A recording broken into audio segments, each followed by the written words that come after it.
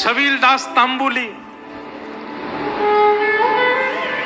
ये भी देवबंद से दौड़ करके आए हरिवंश महाप्रभु के पास और इन्होंने कहा, बोले जय जय, मुंह पे एक बहुत बढ़िया सेवा आवे। बोले का सेवा आवे? बोले मैं छोटी छोटी बीरी बना के माँ राधा वल्लभ जी को पवाऊंगा। बोले ठीक है, बनाए कर। ये छोटी छोटी बीरी बनाते और बना करके बढ़िया चांदी के पात्र में। अब देखो बीरी भी बनाते हैं तो पता क्या विचार करते हैं, नैने नैनों से मुख है, नैने नैने से दांत हैं, कहीं ऐसा कत्था नहीं लग जाए, कहीं यहाँ में ऐसा चूना नहीं लग जाए, कहीं यहाँ में ऐसी वस्तु नहीं जाए जहाँ से श्री जी के मुख में लग जाए। तो इतने भाव से धीमे धीमे बड़ी कोमलता देखते, अपने हाथन से दबा दबा के, बड़े की कोमल है ना, वही पान के पत्ता लेके आते जो अत्यंत कोमल। सोचो कितनी गहराई का विचार करते हैं सेवा में। और हम समोसा धर दें श्री जी के आगे, ले पिज्जा लंबी खिंच रही है वहां की चीज। अरे भैया, ठाकुर जी की सेवा में भी आचार्य चरणों ने जो विचार किया है वही भोग लाना चाहिए। आपके अपने सुख के लिए जो बनाना है, पधराओ, खाओ, मस्त रहो, कोई दिक्कत नहीं। पर कईयों के हमारा तो नियम है ठाकुर जी का प्रसाद पाते तो फिर वो पाओ जो ठाकुर जी को प्रिय है।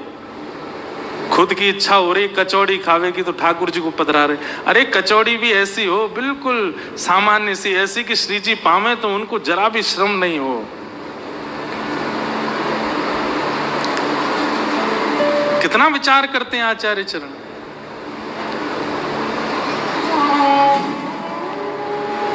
बीरी छोटी छोटी, राधा रमन जी की देखो इतनी सी बीरी हो गई। हमारे सेवा कुंज में जाओ कभी, सेवा कुंज, वहां पे भी इतनी इतनी सी बीरी।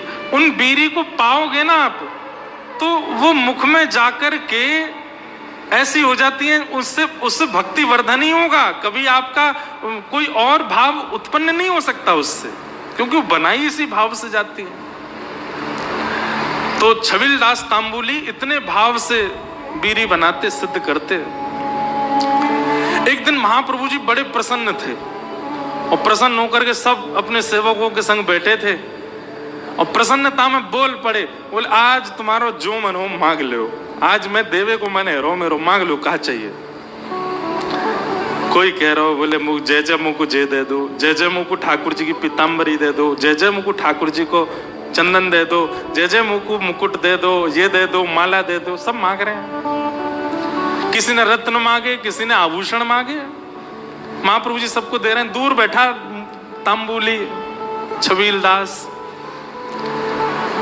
महाप्रभु जी बोले, कह रहे छबीलदास तू ना मांगेगो, तेरी बीरी बहुत सुंदर हूं मैं रोज पधराऊं श्री जी को, और पधरावे के बाद जब प्रसादी ग्रहण करूं मुंह में जाती ऐसी घुल जाए, ऐसा लगे श्री जी अंगीकार करें तेरी बीरी, बता तू को कहा चाहिए। छबीलदास समीप गयो, जय जय, जे सबरे बात करें, कहा कि पर्दा के पीछे राधा वल्लभ जी कूद जाएं और कूद के आपकी गोद में आके बैठ जाएं और आपकी दाढ़ी पकड़ें, आपके गालन ने ऐसे पकड़ें, आपके कानन ने स्पर्श करें, आपकी पाग के संग खेलें। जय जय, जी बात सच्ची है। और साधारण बोला सा बेचारा छबीलदास, जय जय, राधा वल्लभ जी आपकी गोद में कूद जाते हैं, आपकी गोद में बैठ जाते हैं। हमने सुनिए, आप ये प्रसाद को थाल भीतर लेके जाओ, पर्दा लगाते ही राधा वल्लभ जी गोद में आके बैठ जाओ, फिर आपके हाथ से पामे। महाप्रभु जी कुछ बोले नहीं, मुस्कुराते रहे। जय जय, वैसे तो ये बात सत्य ही होगी, पर अगर यहाँ में सत्यता है, एक बार उनसे कह दो मेरी गोदी में भी कूद के बैठ जाएं, काऊ देना मेरी गोदी में वो आ जाए, कभी मेरी गोदी में वो पौड़ जाए, मैं अपने हाथन से उनको कछु पवाऊं।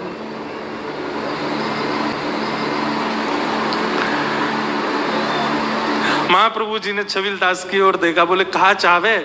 बोले बीरी बनाते बनाते मेरे अंगूठा छिल गए, एक बीरी अपने हाथन से पवा दूं बस, और जे मुंह खोल के वाकू गप से खा जाए बस, वही मैं प्राण त्याग दूंगा अपने, वाह के बाद मुझको कछु नहीं चाहिए। महाप्रभु जी हंसने लगे, अपनी सामग्री सब समेटने लगे। वो जय जय कृपा कर दो ना, तो महाप्रभु जी बोले, उनके स्वरूप को सहलेगो तू, उनकी रूप माधुरी को सहलेगो? तो जय जय, आपकी शरणागति काई को ली है फिर हमने, जब ये भी हमको ही करना हो तो फिर आपकी शरण में काहे क्यों आए हम? वो बल तो आप प्रदान करोगे, ये बल तो आप दोगे। उनको तेज देखवे कि हमारे नेत्रन में सामर्थ्य नहीं, पर आप काहे को बैठे हो हमारे ऊपर। आहा, ये बात सुनकर के महाप्रभु जी बड़े प्रसन्न हो गए और सिर पर हाथ धर के बोली कृपा होएगी तो पे। और ऐसा कह के महाप्रभु जी जमुना जी चले गए। अब तो छबील दास बस नेत्र बंद करके कब होएगी, कब होएगी, कब होएगी, और बीड़ी बनावे बैठ गया। आज सुंदर सुंदर बीड़ी बनाई, बोले महाप्रभु जी ऐसे कह गए हैं, पता ना इनकी बात जैसे कभी मानेंगे कि नहीं। सुंदर बीड़ी बनाई, चांदी के पात्र में पधराई और ले करके वो तो राधा वल्लभ जी जाते और वहीं एक जगह पधरा देते, वहां से महाप्रभु जी भीतर ले जाते। आज बीड़ी लेकर के जैसे छबीलदास गयो, कोई नहीं है मंदिर में, एकांत बिल्कुल। भीतर प्रवेश करे, आवाज कर रो, अरे कोई है यहाँ पे, अरे नरवाहन, ओ भैया नाहरमल कोई है यहाँ पे। और जो सब थे सबके नाम बोले। धीमे धीमे भीतर प्रवेश कर तो जाए, तभी माने जैसे ही राधा वल्लभ जी की ओर देखी तो कपाट खुले हुए हैं, लेकिन सिंहासन पर ठाकुर जी नहीं है। जिस रत्न सिंहासन पर लाल जी विराजते उस पर खाली है। और नाहरमल देख करके हाथ में बीड़ी लेकर के खड़ा है और देख रहा हो, बोले ठाकुर जी कहां चले गए। और जैसे ही वाने पीछे मुड़ करके देखे, आहा, श्री साक्षात राधा वल्लभ लाल जी सचल रूप से खड़े हैं, प्रिया जी की गले में गलवैया डाल करके, और बड़े मधुर नेत्रन से छबील दास तांबुली को देख रहे हैं। किशोरी जी ठाकुर जी देखें, फिर छबीलदास को देखें, ठाकुर जी किशोरी जी को देखें, छबीलदास को देखें, वाके तो हाथ कांपन लगे, हाथन से पात्र। ठाकुर जी बोले अरे जाकू संभाल ले, अब ही तो बड़ो कह रहो कि जय जय आप ऊपर बैठे हो, आप ऊपर बैठे हो तो सामर्थ्य दोगे, अब कोई सामर्थ्य ना है, कैसे कांप रहो है। नेत्र बंद करके तुरंत महाप्रभु जी का स्मरण करता है नाहर छबीलदास, और तुरंत जैसे ही महाप्रभु जी का स्मरण करता है तब उसके कंपन जो था वो खत्म हो जाता है, संभल जाता है। लेकिन जैसे नेत्र खोल करके देखा फिर अश्रु प्रवाह होने लग जाते हैं, रुदन करने लग जाता है। ठाकुर जी की रूप माधुरी को समा नहीं पा रहा अपने चित्त में, फिर से नेत्र बंद करके महाप्रभु जी का स्मरण करता है। ठाकुर जी बोले चौरे खड़ो ही रहेगो, रोतो ही रहेगो, बार बार कभी आंख बंद करे खोल ले, अब जो बना के लाओ बीड़ी पवा तो दे हमें। तो धीमे से कांपते हुए हाथों से ऐसे पात्र खोल के सामने धर दियो। श्री जी बोली अरे तांबुली नीचे काय को धर रहा है, उठा के यहाँ ला, अपने हाथ से पवाए दे, अपने हाथन से पवाए दे।